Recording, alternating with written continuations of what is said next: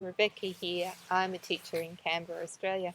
I'm coming to you from my backyard in front of the back shed because I was trying to find the best light and this was it. So today I'm just going to quickly talk to you about a few books that I've read this week. I actually have read a lot more than this, but these are for younger readers. And I would say that they probably would interest the girls more, but it's not. I'm not to say that the boys wouldn't read them.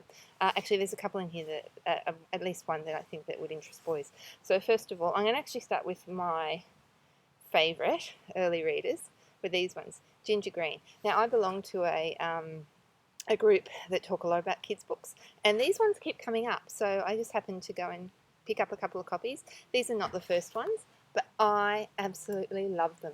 So they're early readers, early chapter books for kids, and they're all about Ginger Green, who's the fox, who loves play dates, and it's all about what happens when she goes on play dates. So this one is about going to her friend's house, who has all the sorts of things, and the friend not letting Ginger Green touch anything. And this one here is about a new neighbour, a little boy who has just arrived, and he doesn't want to do anything that Ginger Green wants to do because they're not boy things. And the lovely thing about these is that Ginger Green has all the emotions you would expect of a child of that age. When things are not going right, she gets cranky and she stomps off, and then she works out ways of resolving those problems. So I really love them.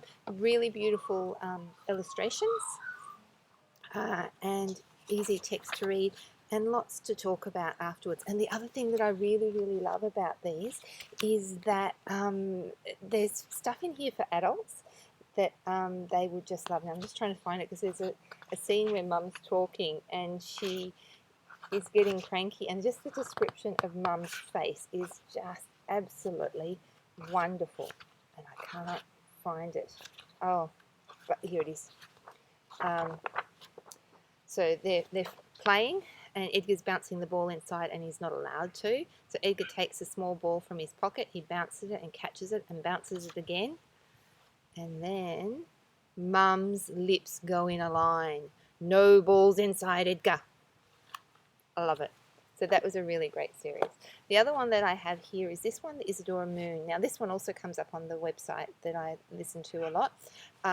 It is for slightly older audience in the sense of reading. I mean, I think that young kids would love to hear this book, but it's different in the sense that this child, Isadora Moon, while she will express, oh, you know, Dad, I don't think that's a good idea, she doesn't get cranky. She doesn't show that emotion, and so I didn't quite enjoy it as much because there wasn't so much humour in it that I would get.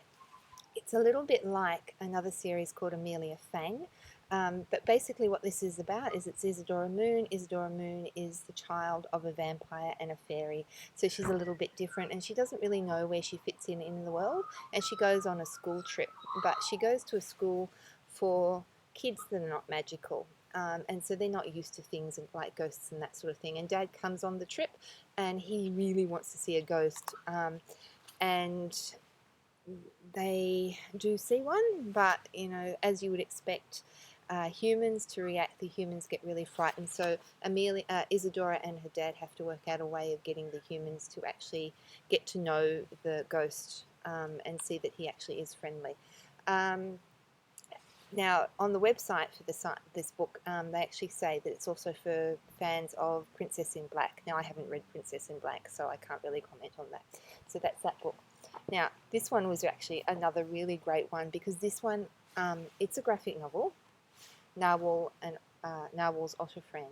But the thing about this is that Jellyfish, who is Narwhal's friend, actually has emotions in this as well. So he gets cranky when he wants to get cranky, and he gets jealous. And so it's all about being able to acknowledge your emotions and how to work out problems or solve or find solutions to issues. Okay. Now the last one, I just throw through this in because I just read it. It's really lovely. If you're really interested in Australian books, this is about just about the outback and the animals that you can find in the outback and the colours you can find in the outback. It's an older book from the 90s, written at that time by a young girl who I would assume now is an adult. and it's just fantastic. Just if you happen to see it in a local library, go and get it. It's written in rhyme. Okay. So scaly snakes and lizards, dingoes, wombats, kangaroos, numbats, tiny bugs, and flocks of cockatoos. Yes, there's more to the outback than vast plains and parched earth. Lots of animals need shelter here, from Matabara to east of Perth. Okay. So that's just a lovely book just to talk about what it is, how Australia is a big country, and the sorts of things you might see there.